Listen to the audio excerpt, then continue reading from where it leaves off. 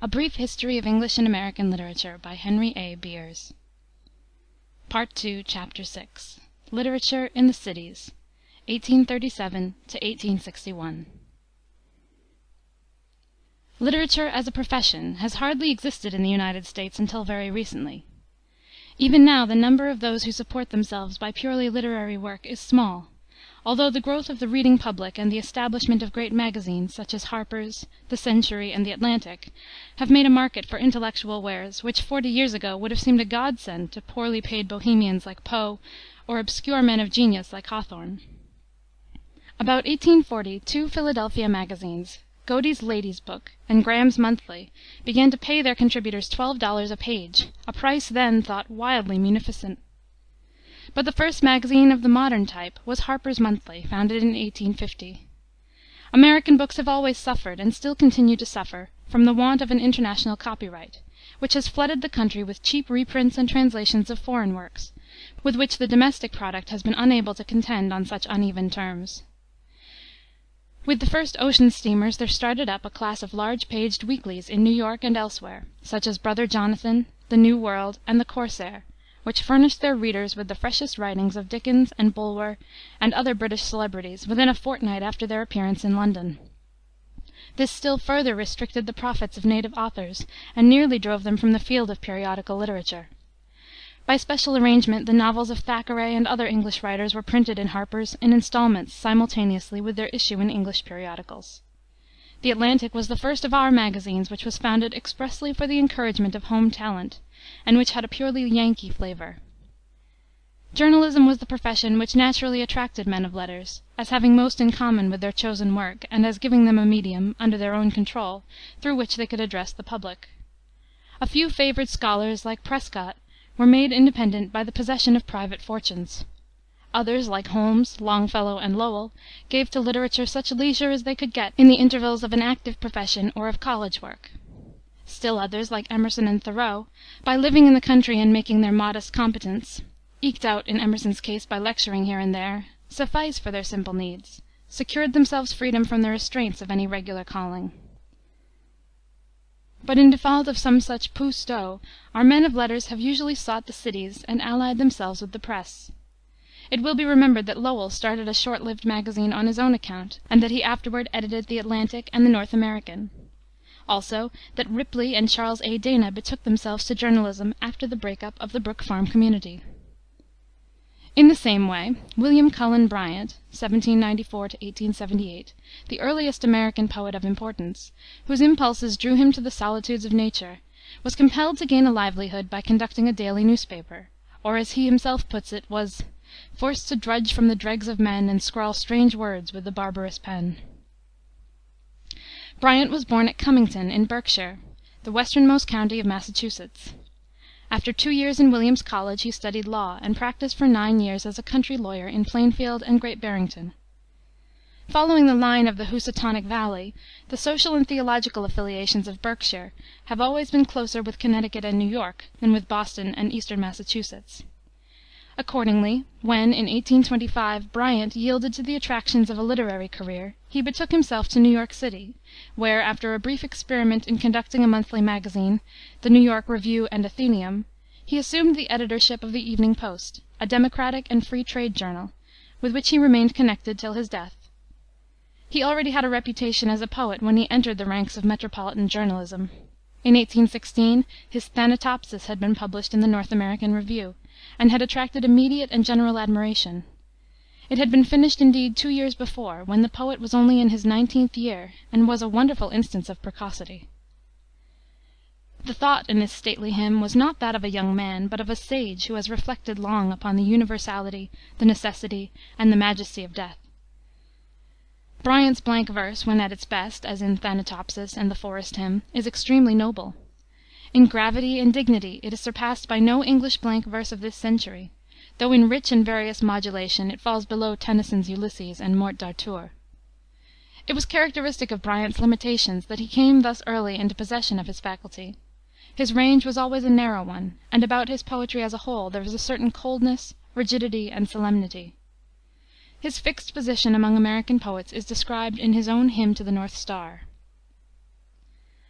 And thou dost see them rise, star of the pole, and thou dost see them set. Alone in thy cold skies thou keep'st thy old unmoving station yet, nor join'st the dances of that glittering train, nor dipp'st thy virgin orb in the blue western main." In 1821 he read The Ages, a didactic poem in 35 stanzas, before the Phi Beta Kappa Society at Cambridge, and in the same year brought out his first volume of poems. A second collection appeared in 1832, which was printed in London under the auspices of Washington Irving. Bryant was the first American poet who had much of an audience in England, and Wordsworth is said to have learned Thanatopsis by heart.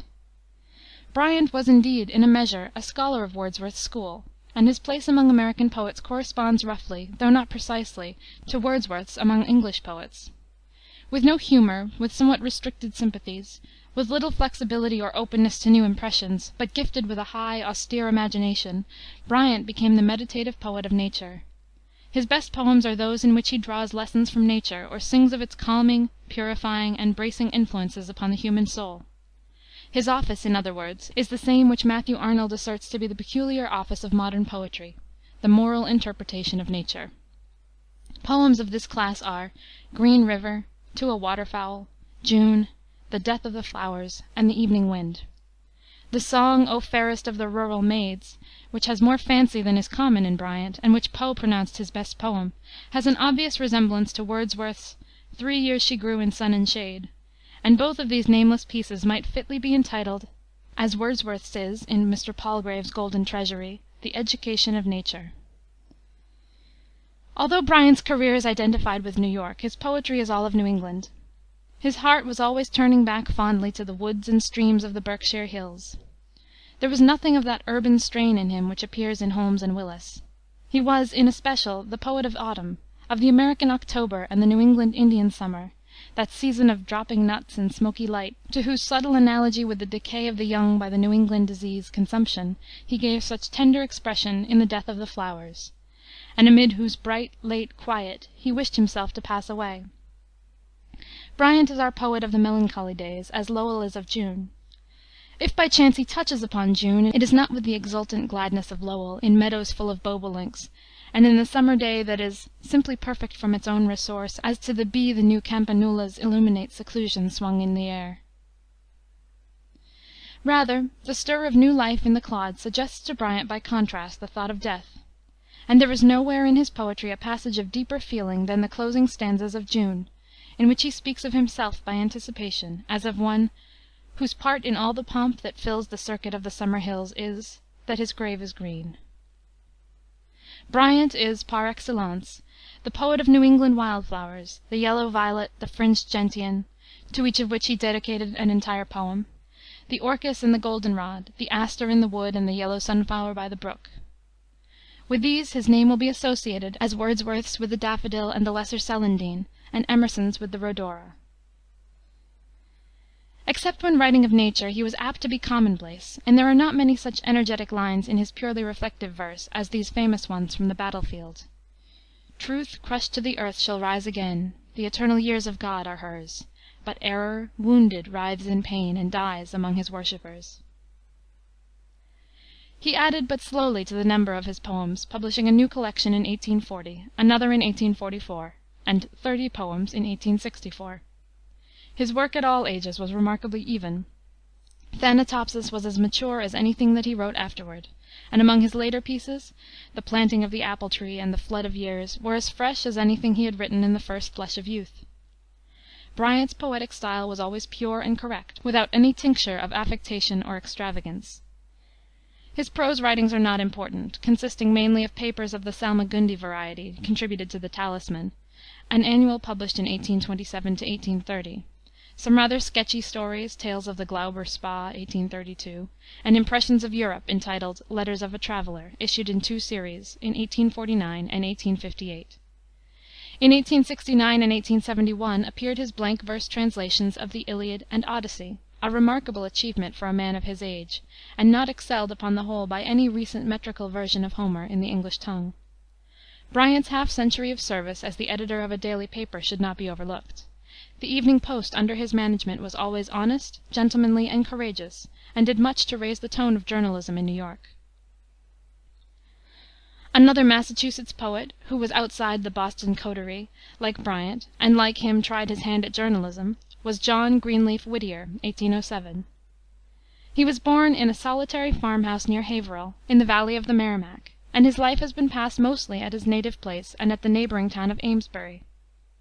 The local color, which is very pronounced in his poetry, is that of the Merrimack from the vicinity of Haverhill to its mouth at Newburyport, a region of hillside farms opening out below into wide marshes, the low green prairies of the sea, and the beaches of Hampton and Salisbury. The scenery of the Merrimack is familiar to all readers of Whittier. The cotton-spinning towns along its banks, with their factories and dams, the sloping pastures and orchards of the back country, the sands of Plum Island, and the level reaches of water meadow between which glide the broad-sailed gundelows, a local corruption of gondola, laden with hay. Whittier was a farmer lad, and had only such education as the district schools could supply, supplemented by 2 years at the Haverhill Academy. In his School Days he gives a picture of the little old country schoolhouse as it used to be, the only alma mater of so many distinguished Americans, and to which many others who have afterward trodden the pavements of great universities look back so fondly as to their first wicket-gate into the land of knowledge. Still sits the schoolhouse by the road, a ragged beggar sunning. Around it still the sumacs grow, and blackberry vines are running. Within, the master's desk is seen deep scarred by raps official, the warping floor, the battered seats, the jackknife's carved initial. A copy of Burns awoke the slumbering instinct in the young poet, and he began to contribute verses to Garrison's Free Press, published at Newburyport, and to the Haverhill Gazette. Then he went to Boston and became editor for a short time of the Manufacturer. Next he edited the Essex Gazette at Haverhill, and in 1830 he took charge of George D. Prentice's paper, the New England Weekly Review, at Hartford, Connecticut.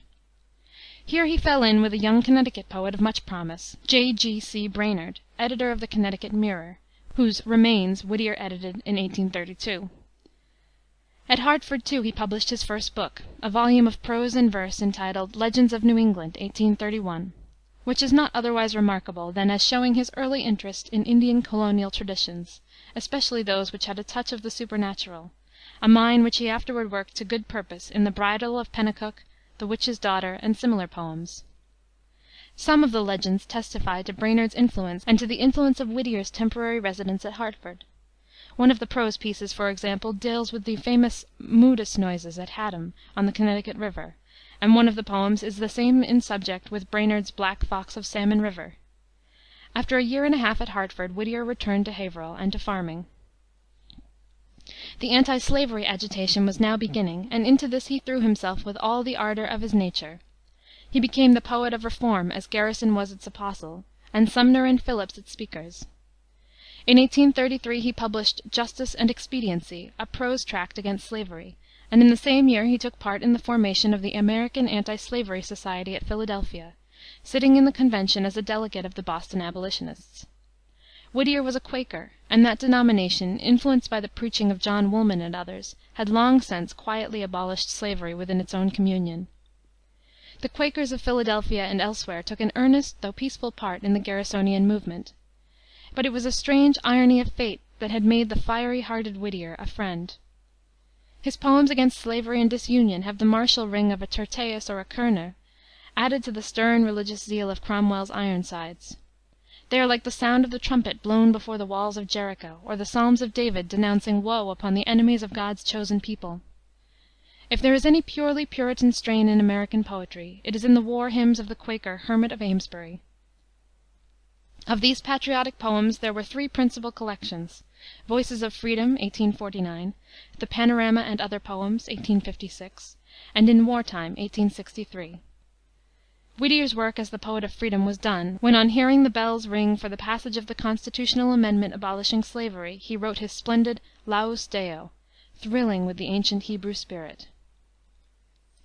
Loud and long lift the old exulting song, sing with Miriam by the sea. He has cast the mighty down, horse and rider sink and drown, he hath triumphed gloriously.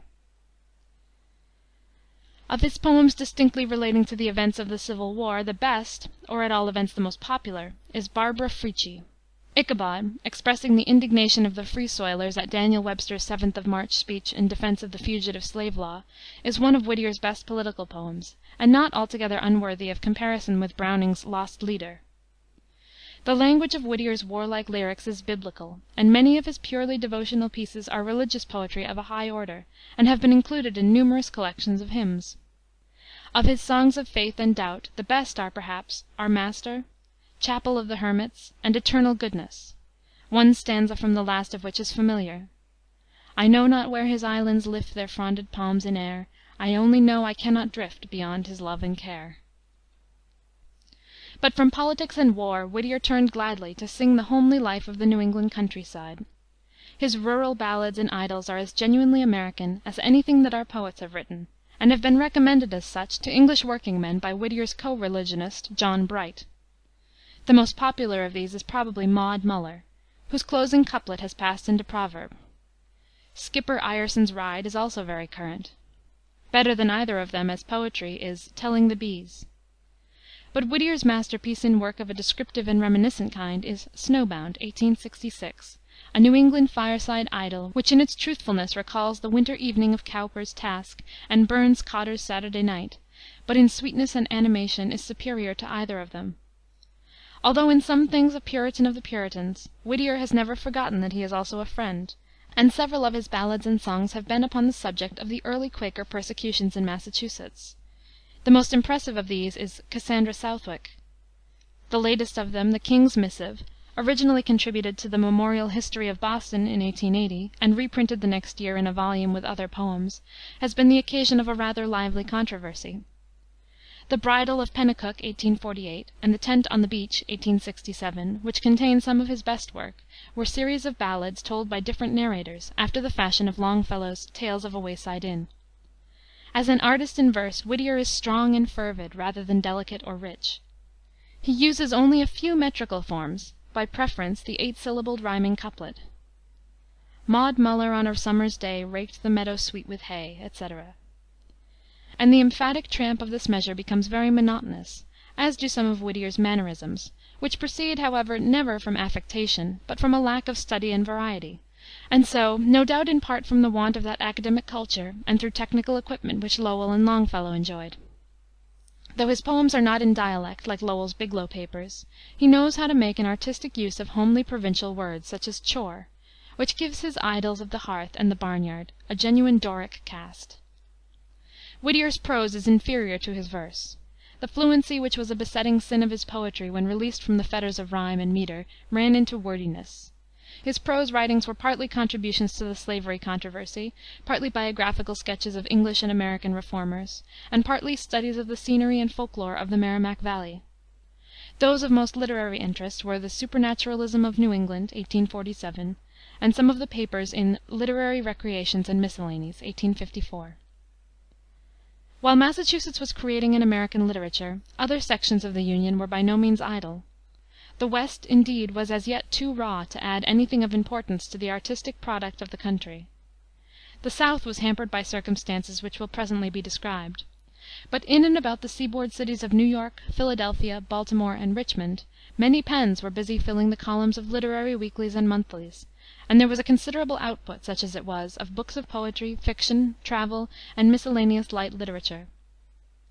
Time has already relegated most of these to the dusty-top shelves. To rehearse the names of numerous contributors to the old Knickerbocker Magazine, to Godey's and Graham's, and the New Mirror, and the Southern Literary Messenger, or to run over the list of authorlings and poetasters in Poe's papers on the Literati of New York, would be very much like reading the inscriptions on the headstones of an old graveyard. In the columns of these prehistoric magazines, and in the book notices and reviews away back in the 30s and 40s, one encounters the handiwork and the names of Emerson, Holmes, Longfellow, Hawthorne, and Lowell, embodied in this mass of forgotten literature. It would have required a good deal of critical acumen at the time to predict that these and a few others would soon be thrown out into bold relief as the significant and permanent names in the literature of their generation, while Paulding, Hurst, Fay, Dawes, Mrs. Osgood, and scores of others who figured beside them in the fashionable periodicals, and filled quite as large a space in the public eye, would sink into oblivion in less than 30 years. Some of these latter were clever enough people. They entertained their contemporary public sufficiently, but their work had no vitality or power of continuance. The great majority of the writings of any period are necessarily ephemeral, and time, by a slow process of natural selection, is constantly sifting out the few representative books which shall carry on the memory of the period to posterity. Now and then it may be predicted of some undoubted work of genius, even at the moment that it sees the light, that it is destined to endure. But tastes and fashions change, and few things are better calculated to inspire the literary critic with humility than to read the prophecies in old reviews and see how the future, now become the present, has quietly given them the lie. From among the professional litterateurs of his day emerges with ever sharper distinctness as time goes on the name of Edgar Allan Poe (1809 1849). By the irony of fate, Poe was born at Boston, and his first volume, Tamerlane and Other Poems (1827), was printed in that city and bore upon its title page the words, "By a Bostonian." But his parentage, so far as it was any thing, was Southern. His father was a Marylander who had gone upon the stage and married an actress, herself the daughter of an actress and a native of England. Left an orphan by the early death of both parents, Poe was adopted by a Mr. Allan, a wealthy merchant of Richmond, Virginia. He was educated partly at an English school, was student for a time at the University of Virginia, and afterwards a cadet in the military academy at West Point. His youth was wild and irregular. He gambled and drank, was proud, bitter, and perverse, finally quarreled with his guardian and adopted father, by whom he was disowned, and then betook himself to the life of a literary hack. His brilliant but underpaid work for various periodicals soon brought him into notice, and he was given the editorship of the Southern Literary Messenger, published at Richmond, and subsequently of the Gentleman's, afterward Graham's Magazine, in Philadelphia. These and all other positions Poe forfeited through his dissipated habits and wayward temper, and finally, in 1844, he drifted to New York, where he found employment on the Evening Mirror and then on the Broadway Journal. He died of delirium tremens at the Marine Hospital in Baltimore. His life was one of the most wretched in literary history. He was an extreme instance of what used to be called the eccentricity of genius. He had the irritable vanity which is popularly supposed to accompany the poetic temperament, and was so insanely egotistic as to imagine that Longfellow and others were constantly plagiarizing from him. The best side of Poe's character came out in his domestic relations, in which he displayed great tenderness, patience, and fidelity. His instincts were gentlemanly, and his manner and conversation were often winning. In the place of moral feeling he had the artistic conscience. In his critical papers, except where warped by passion or prejudice, he showed neither fear nor favor, denouncing bad work by the most illustrious hands and commending obscure merit. The impudent literary cliques, who puffed each other's books, the feeble chirrupings of the bardlings who manufactured verses for the annuals, and the twaddle of the genial incapables who praised them in flabby reviews, all these Poe exposed with ferocious honesty. Nor, though his writings are unmoral, can they be called in any sense immoral. His poetry is as pure in its unearthliness as Bryant's in its austerity. In 1831 Poe had published 3 thin books of verse, none of which had attracted notice, although the latest contained the drafts of a few of his more perfect poems, such as Israfel, the Valley of Unrest, the City in the Sea, and one of the 2 pieces inscribed To Helen. It was his habit to touch and retouch his work until it grew under his more practiced hand into a shape that satisfied his fastidious taste. Hence the same poem frequently reappears in different stages of development in successive editions. Poe was a subtle artist in the realm of the weird and the fantastic. In his intellectual nature there was a strange conjunction, an imagination as spiritual as Shelley's, though, unlike Shelley's, haunted perpetually with the shapes of fear and the imagery of ruin. With this, an analytic power, a scientific exactness, and a mechanical ingenuity more casual in a chemist or a mathematician than a poet. He studied carefully the mechanism of his verse and experimented endlessly with verbal and musical effects, such as repetition and monotone, and the selection of words in which the consonants alliterated and the vowels varied. In his Philosophy of Composition he described how his best known poem, The Raven, was systematically built upon a preconceived plan in which the number of lines was first determined and the word nevermore selected as a starting point.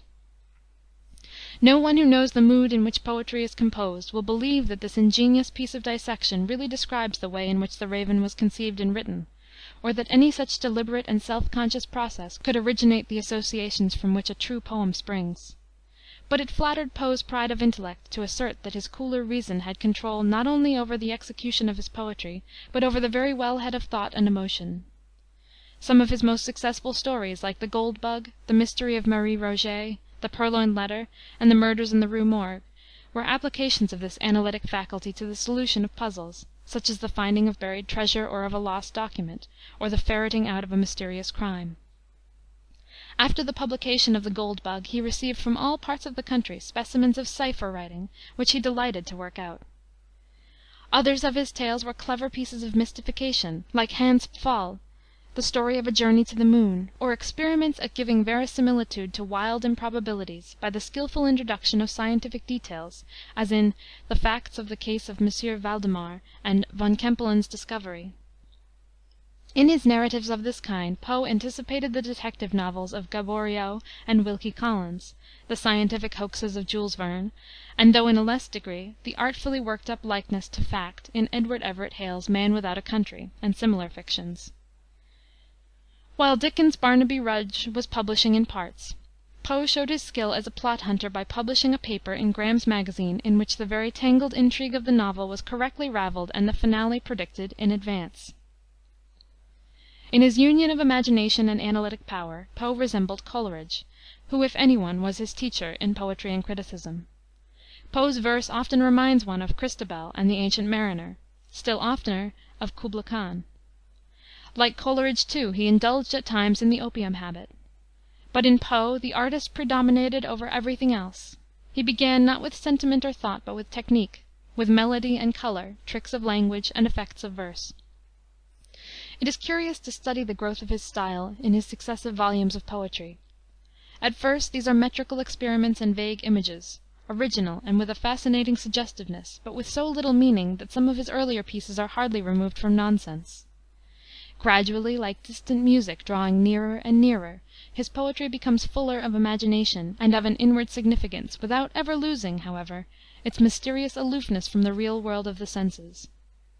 It was a part of Poe's literary creed, formed upon his own practice and his own limitations, but set forth with a great display of a priori reasoning in his essay on the Poetic Principle and elsewhere, that pleasure, and not instruction or moral exhortation, was the end of poetry, that beauty and not truth or goodness was its means, and furthermore that the pleasure which it gave should be indefinite. About his own poetry there was always this indefiniteness. His imagination dwelt in a strange country of dream, a ghoul-haunted region of Weir, out of space, out of time, filled with unsubstantial landscapes and peopled by spectral shapes. And yet there is a wonderful hidden significance in this uncanny scenery. The reader feels that the wild, phantasmal imagery is in itself a kind of language, and that it in some way expresses a brooding thought or passion, the terror and despair of a lost soul. Sometimes there is an obvious allegory, as in the Haunted Palace, which is the parable of a ruined mind, or in the Raven, the most popular of all Poe's poems, originally published in the American Whig Review for February, 1845. Sometimes the meaning is more obscure, as in Ulalume, which to most people is quite incomprehensible, and yet to all readers of poetic feeling is among the most characteristic, and therefore the most fascinating, of its author's creations. Now and then, as in the beautiful ballad Annabel Lee and To One in Paradise, the poet emerges into the light of common human feeling and speaks a more intelligible language. But in general his poetry is not the poetry of the heart, and its passion is not the passion of the flesh and blood. In Poe the thought of death is always near, and of the shadowy borderland between death and life. The play is the tragedy man, and its hero the conqueror worm. The prose tale, Ligeia, in which these verses are inserted, is one of the most powerful of all Poe's writings, and its theme is the power of the will to overcome death. In that singularly impressive poem, The Sleeper, the morbid horror which invests the tomb springs from the same source, the materiality of Poe's imagination, which refuses to let the soul go free from the body. This quality explains why Poe's Tales of the Grotesque and Arabesque, 1840, are on a lower plane than Hawthorne's romances, to which a few of them, like William Wilson and The Man of the Crowd, have some resemblance. The former of these, in particular, is in Hawthorne's peculiar province the allegory of the conscience. But in general the tragedy in Hawthorne is a spiritual one, while Poe calls in the aid of material forces. The passion of physical fear or of superstitious horror is that which his writings most frequently excite. These tales represent various grades of the frightful and the ghastly, from the mere bugaboo story like the Black Cat, which makes children afraid to go in the dark, up to the breathless terror of the Cask of Amontillado or the Red Death. Poe's masterpiece in this kind is the fateful tale of the fall of the House of Usher, with its solemn and magnificent close. His prose, at its best, often recalls, in its richly imaginative cast, the manner of De Quincey in such passages as his Dream Fugue or Our Lady's Sorrow. In descriptive pieces like the Domain of Arnheim, and the stories of adventure like the Descent into the Maelstrom, and his long sea tale, the Narrative of Arthur Gordon Pym, 1838, he displayed a realistic inventiveness almost equal to Swift's or Defoe's. He was not without a mocking irony, but he had no constructive humor, and his attempts at the facetious were mostly failures. Poe's magical creations were rootless flowers. He took no hold upon the life about him, and cared nothing for the public concerns of his country. His poems and tales might have been written in vacuo for anything American in them. Perhaps for this reason, in part, his fame has been so cosmopolitan. In France, especially, his writings have been favorites. Charles Baudelaire, the author of the Fleurs du Mal, translated them into French, and his own impressive but unhealthy poetry shows evidence of Poe's influence. The defect in Poe was in character, a defect which will make itself felt in art as in life. If he had had the sweet home feeling of Longfellow or the moral fervor of Whittier, he might have been a greater poet than either. If I could dwell where Israfel hath dwelt, and he where I, he might not sing so wildly well a mortal melody, while a bolder note than this might swell from my lyre within the sky. Though Poe was a Southerner, if not by birth, at least by race and breeding, there was nothing distinctly Southern about his peculiar genius, and in his wandering life he was associated as much with Philadelphia and New York as with Baltimore and Richmond. The conditions which had made the Southern colonies unfruitful in literary and educational works before the Revolution continued to act down to the time of the Civil War. Eli Whitney's invention of the cotton gin in the closing years of the last century gave extension to slavery, making it profitable to cultivate the new staple by enormous gangs of field hands working under the whip of the overseer in large plantations. Slavery became henceforth a business speculation in the States furthest south, and not, as in old Virginia and Kentucky, a comparatively mild domestic system. The necessity of defending its peculiar institution against the attacks of a growing faction in the North compelled the South to throw all its intellectual strength into politics, which, for that matter, is the natural occupation and excitement of a social aristocracy. Meanwhile, immigration sought the free States, and there was no middle class at the South. The poor whites were ignorant and degraded. There were people of education in the cities and on some of the plantations, but there was no great educated class from which a literature could proceed. And the culture of the South, such as it was becoming old-fashioned and local, as the section was isolated more and more from the rest of the Union and from the enlightened public opinion of Europe by its reactionary prejudices and its sensitiveness on the subject of slavery. Nothing can be imagined more ridiculously provincial than the sophomorical editorials in the Southern press just before the outbreak of the war, or than the backward and ill-informed articles which passed for reviews in the poorly supported periodicals of the South. In the general dearth of work of high and permanent value, one or two Southern authors may be mentioned whose writings have at least done something to illustrate the life and scenery of their section. When in 1833 the Baltimore Saturday Visitor offered a prize of $100 for the best prose tale, one of the committee who awarded the prize to Poe's first story, the manuscript Found in a Bottle, was John P. Kennedy, a Whig gentleman of Baltimore, who afterward became Secretary of the Navy in Fillmore's administration.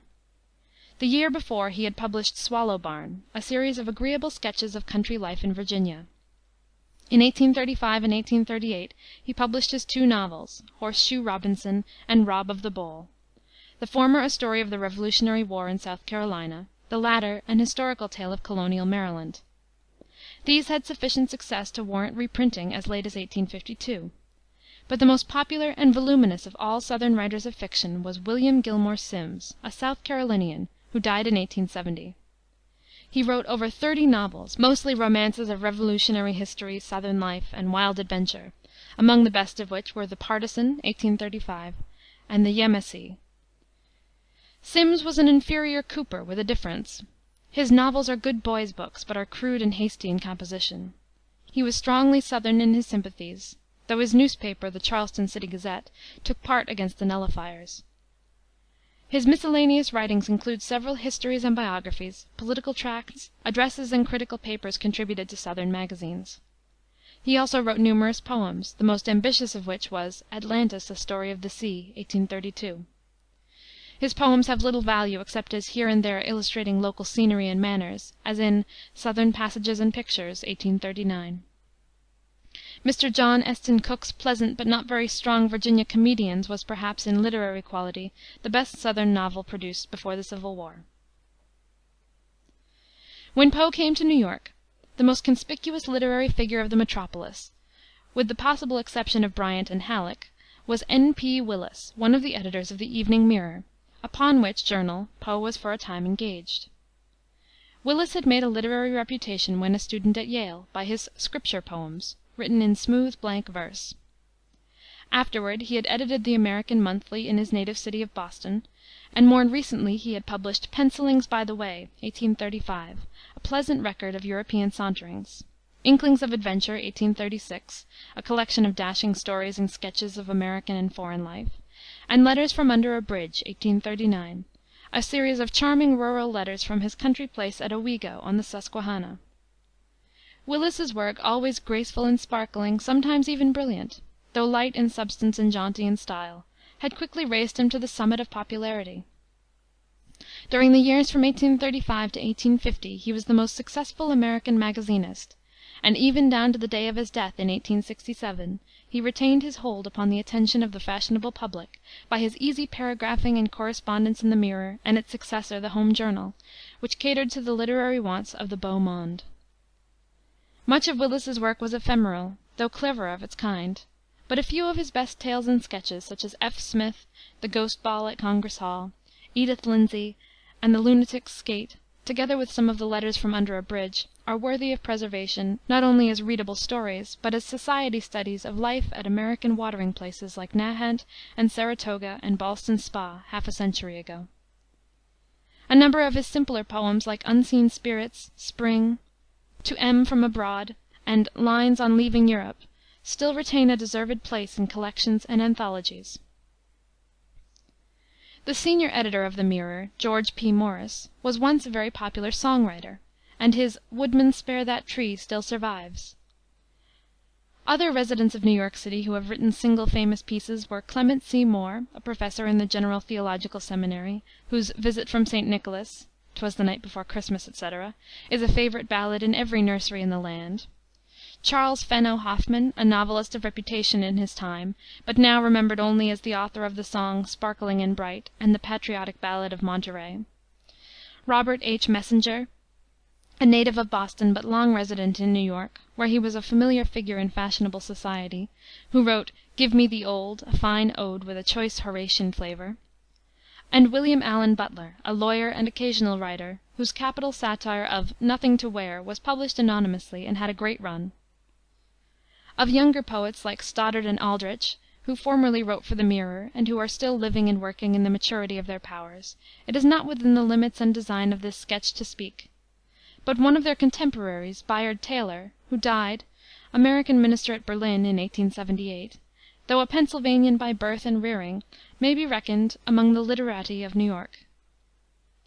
A farmer lad from Chester County, who had learned the printer's trade and printed a little volume of his juvenile verses in 1844, he came to New York shortly after with credentials from Dr. Griswold, the editor of Graham's, and obtaining encouragement and aid from Willis, Horace Greeley, and others, he set out to make the tour of Europe, walking from town to town in Germany and getting employment now and then at his trade to help pay the expenses of the trip. The story of these Wanderjahre he told in his Views Afoot, 1846. This was the first of 11 books of travel written during the course of his life.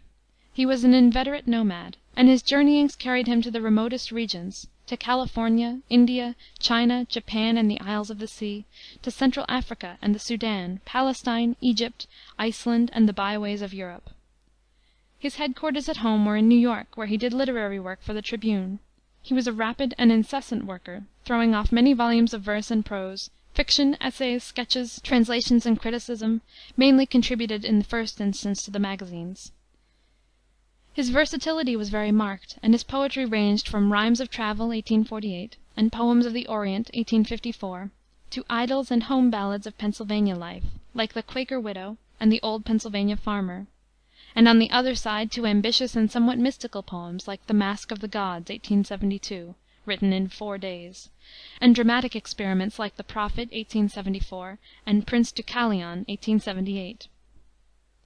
He was a man of buoyant and eager nature, with a great appetite for new experience, a remarkable memory, a talent for learning languages, and a too great readiness to take the hue of his favorite books. From his facility, his openness to external impressions of scenery and costume, and his habit of turning these at once into the service of his pen, it results that there is something newspapery and superficial about most of his prose. It is reporter's work, though reporting of a high order. His poetry, too, though full of glow and picturesqueness, is largely imitative, suggesting Tennyson not unfrequently, but more often Shelley. His spirited Bedouin song, for example, has an echo of Shelley's Lines to an Indian Air. From the desert I come to thee on a stallion shod with fire, and the winds are left behind in the speed of my desire. Under thy window I stand, and the midnight hears my cry, I love thee, I love but thee, with a love that shall not die. The dangerous quickness with which he caught the manner of other poets made him an admirable parodist and translator. His Echo Club, 1876, contains some of the best travesties in the tongue, and his great translation of Goethe's Faust, 1870 71, with its wonderfully close reproduction of the original meters, is one of the glories of American literature. All in all, Taylor may unhesitatingly be put first among our poets of the second generation, the generation succeeding that of Longfellow and Lowell, although the lack in him of original genius self-determined to a peculiar sphere, or the want of an inward fixity and concentration to resist the rich tumult of outward impressions, has made him less significant in the history of our literary thought than some other writers less generously endowed. Taylor's novels had the qualities of his verse. They were profuse, eloquent, and faulty. John Godfrey's Fortune, 1864, gave a picture of Bohemian life in New York. Hannah Thurston, 1863, and the Story of Kennett, 1866, introduced many incidents and persons from the old Quaker life of rural Pennsylvania, as Taylor remembered it in his boyhood.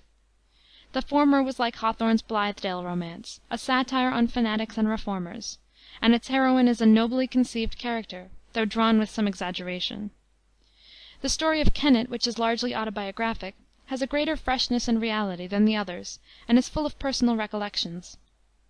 In these novels, as in his short stories, Taylor's pictorial skill is greater on the whole than his power of creating characters or inventing plots. Literature in the West now began to have an existence. Another young poet from Chester County, Pennsylvania, namely, Thomas Buchanan Reed, went to Cincinnati, and not to New York, to study sculpture and painting about 1837, and one of his best-known poems, Pons Maximus, was written on the occasion of the opening of the suspension bridge across the Ohio. Reed came East, to be sure, in 1841, and spent many years in our seaboard cities and in Italy. He was distinctly a minor poet, but some of his Pennsylvania pastorals, like the Deserted Road, have a natural sweetness, and his luxurious drifting, which combines the methods of painting and poetry, is justly popular. Sheridan's Ride, perhaps his most current piece, is a rather forced production and has been overpraised. The two Ohio sister poets, Alice and Phoebe Cary, were attracted to New York in 1850, as soon as their literary success seemed assured. They made that city their home for the remainder of their lives. Poe praised Alice Cary's Pictures of Memory, and Phoebe's Nearer Home has become a favorite hymn. There is nothing peculiarly Western about the verse of the Cary sisters. It is the poetry of sentiment, memory, and domestic affection. Entirely feminine, rather tame and diffuse as a whole, but tender and sweet, cherished by many good women, and dear to simple hearts. A stronger smack of the soil is in the negro melodies like Uncle Ned, O Susanna, Old Folks at Home, Way Down South, Nellie Was a Lady, My Old Kentucky Home, etc., which were the work not of any Southern poet, but of Stephen C. Foster, a native of Allegheny, Pennsylvania, and a resident of Cincinnati and Pittsburgh. He composed the words and music of these, and many others of a similar kind, during the years 1847 to 1861. Taken together, they form the most original and vital addition which this country has made to the psalmody of the world, and entitle Foster to the first rank among American song writers. As Foster's plaintive melodies carried the pathos and humor of the plantation all over the land, so Mrs. Harriet Beecher Stowe's Uncle Tom's Cabin, 1852, brought home to millions of readers the sufferings of the negroes in the Black Belt of the cotton growing States. This is the most popular novel ever written in America. Hundreds of thousands of copies were sold in this country and in England, and some 40 translations were made into foreign tongues. In its dramatized form it still keeps the stage, and the statistics of circulating libraries show that even now it is in greater demand than any other single book. It did more than any other literary agency to rouse the public conscience to a sense of the shame and horror of slavery, more even than Garrison's Liberator, more than the indignant poems of Whittier and Lowell, or the orations of Sumner and Phillips. It presented the thing concretely and dramatically, and in particular it made the odious fugitive slave law forever impossible to enforce. It was useless for the defenders of slavery to protest that the picture was exaggerated, and that overseers like Legree were the exception. The system under which such brutalities could happen, and did sometimes happen, was doomed. It is now easy to point out defects of taste and art in this masterpiece, to show that the tone is occasionally melodramatic, that some of the characters are conventional, and that the literary execution is in parts feeble and in others coarse. In spite of all, it remains true that Uncle Tom's Cabin is a great book, the work of genius seizing instinctively upon its opportunity and uttering the thought of the time with a power that thrilled the heart of the nation and of the world. Mrs. Stowe never repeated her first success. Some of her novels of New England life, such as The Minister's Wooing, 1859, and The Pearl of Orr's Island, 1862, have a mild kind of interest, and contain truthful portraiture of provincial ways and traits, while later fictions of a domestic type, like Pink and White Tyranny and My Wife and I, are really beneath criticism. There were other Connecticut writers contemporary with Mrs. Stowe. Mrs. L. H. Sigourney, for example, a Hartford poetess, formerly known as the Hemans of America, but now quite obsolete, and J. G. Percival of New Haven, a shy and eccentric scholar whose geological work was of value, and whose memory is preserved by one or two of his simpler poems, still in circulation, such as To Seneca Lake and The Coral Grove.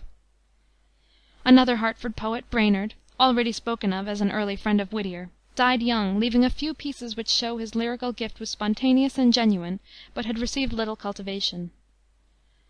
A much younger writer than either of these, Donald G. Mitchell, of New Haven, has a more lasting place in our literature by virtue of his charmingly written Reveries of a Bachelor, 1850, and Dream Life, 1852, stories which sketch themselves out in a series of reminiscences and lightly connected scenes, and which always appeal freshly to young men because they have that dreamy outlook upon life which is characteristic of youth.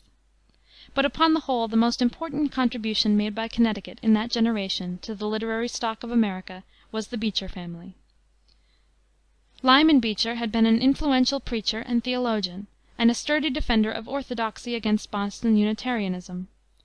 Of his numerous sons and daughters, all more or less noted for intellectual vigor and independence, the most eminent were Mrs. Stowe and Henry Ward Beecher, the great pulpit orator of Brooklyn. Mr. Beecher was too busy a man to give more than his spare moments to general literature. His sermons, lectures, and addresses were reported for the daily papers and printed in part in book form, but these lose greatly when divorced from the large, warm, and benignant personality of the man. His volumes made up of articles in the Independent and the Ledger, such as the Star Papers, 1855, and Eyes and Ears, 1862, contain many delightful morceaux upon country life and similar topics, though they are hardly wrought with sufficient closeness and care to take a permanent place in letters. Like Willis's Ephemerae, they are excellent literary journalism, but hardly literature. We may close our retrospect of American literature before 1861 with a brief notice of one of the most striking literary phenomena of the time, The Leaves of Grass of Walt Whitman, published at Brooklyn in 1855. The author, born at West Hills, Long Island, in 1819, had been printer, school teacher, editor, and builder. He had scribbled a good deal of poetry of the ordinary kind, which attracted little attention, but finding conventional rhymes and meters too cramping a vehicle for his needs of expression, he discarded them for a kind of rhythmic chant, of which the following is a fair specimen: Press close, bare bosomed night, press close, magnetic, nourishing sight, night of south winds, night of the few large stars, still nodding night and naked summer night. The invention was not altogether a new one. The English translation of the Psalms of David and some of the prophets, the poems of Ossian, and some of Matthew Arnold's unrhymed pieces, especially the Strayed Reveller, have an irregular rhythm of this kind, to say nothing of the old Anglo-Saxon poems, like Beowulf, and the Scripture paraphrases attributed to Caedmon. But this species of oratio soluta, carried to the lengths to which Whitman carried it, had an air of novelty which was displeasing to some, while to others, weary of the familiar measures and jingling rhymes, it was refreshing in its boldness and freedom. There is no consenting estimate of this poet. Many think that his so called poems are not poems at all, but simply a bad variety of prose; that there is nothing to him beyond a combination of affectation and indecency, and that the Whitman cult is a passing fad of a few literary men, and especially of a number of English critics like Rossetti, Swinburne, Buchanan, etc., who, being determined to have something unmistakably American, that is, different from anything else, in writings from this side of the water before they will acknowledge any originality in them, have been misled into discovering in Whitman the poet of democracy. Others maintain that he is the greatest of American poets, or, indeed, of all modern poets; that he is cosmic or universal, and that he has put an end forever to puling rhymes and lines chopped up into metrical feet. Whether Whitman's poetry is formally poetry at all, or merely the raw material of poetry, the chaotic and amorphous impression which it makes on readers of conservative tastes results from his effort to take up into his verse elements which poetry has usually left out, the ugly, the earthy, and even the disgusting, the under side of things, which he holds not to be prosaic when apprehended with a strong masculine joy in life and nature seen in all their aspects. The lack of these elements in the conventional poets seems to him and his disciples like leaving out the salt from the ocean, making poetry merely pretty and blinking whole classes of facts. Hence the naturalism and animalism of some of the divisions in Leaves of Grass, particularly that entitled Children of Adam, which gave great offense by its immodesty or its outspokenness. Whitman holds that nakedness is chaste, that all the functions of the body in healthy exercise are equally clean, that all, in fact, are divine, and that matter is as divine as spirit. The effort to get everything into his poetry, to speak out his thought just as it comes to him, accounts, too, for his way of cataloguing objects without selection.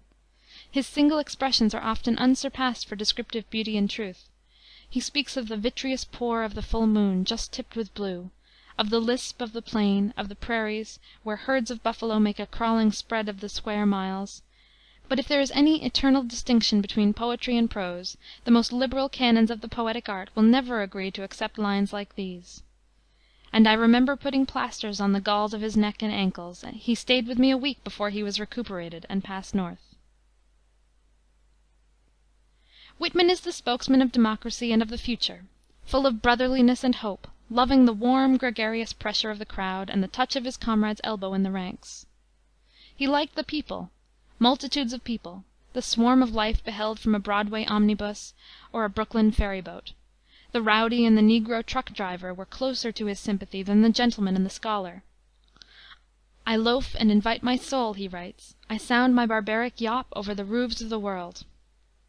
His poem, Walt Whitman, frankly egotistic, simply describes himself as a typical average man, the same as any other man, and therefore not individual but universal.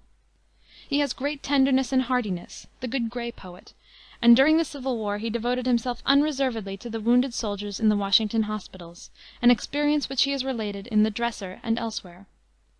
It is characteristic of his rough and ready camaraderie to use slang and newspaper English in his poetry, to call himself Walt instead of Walter, and to have his picture taken in a slouch hat and with a flannel shirt open at the throat. His decriers allege that he poses for effect, that he is simply a backward eddy in the tide, and significant only as a temporary reaction against ultra civilization, like Thoreau, though in a different way. But with all his mistakes in art, there is a healthy, virile, tumultuous pulse of life in his lyric utterance, and a great sweep of imagination in his panoramic view of times and countries. One likes to read him because he feels so good, enjoys so fully the play of his senses, and has such a lusty confidence in his own immortality and in the prospects of the human race. Stripped of verbiage and repetition, his ideas are not many. His indebtedness to Emerson, who wrote an introduction to the Leaves of Grass, is manifest. He sings of man and not men, and the individual differences of character, sentiment, and passion, the dramatic elements of life, find small place in his system. It is too early to say what will be his final position in literary history, but it is noteworthy that the democratic masses have not accepted him yet as their poet. Whittier and Longfellow, the poets of conscience and feeling, are the darlings of the American people. the admiration and even the knowledge of Whitman are mostly esoteric, confined to the literary class. It is also not without significance as to the ultimate reception of his innovations in verse that he has numerous parodists, but no imitators. The tendency among our younger poets is not toward the abandonment of rhyme and meter, but toward the introduction of new stanza forms, and an increasing carefulness and finish in the technique of their art. It is observable, too, that in his most inspired passages Whitman reverts to the old forms of verse, to blank verse, for example, in the Man o' War Bird. Thou who hast slept all night upon the storm, waking renewed on thy prodigious pinions, etc., and elsewhere not infrequently to dactylic, hexameters, and pentameters. Earth of shine and dark, modeling the tide of the river, far swooping elbowed earth, rich apple-blossomed earth. Indeed, Whitman's most popular poem, My Captain, written after the assassination of Abraham Lincoln, differs little in form from ordinary verse, as a stanza of it will show. My captain does not answer, his lips are pale and still. My father does not feel my arm, he has no pulse or will. The ship is anchored safe and sound, its voyage closed and done. From fearful trip the victor ship comes in with object won. Exult, O shores, and ring, O bells, but I, with mournful tread, walk the deck, my captain lies, fallen, cold and dead. This is from Drum Taps, a volume of poems of the Civil War. Whitman has also written prose having much the same quality as his poetry, Democratic Vistas, Memoranda of the Civil War, and more recently, Specimen Days. His residence of late years has been at Camden, New Jersey, where a centennial edition of his writings was published in 1876. End of Part II, Chapter 6.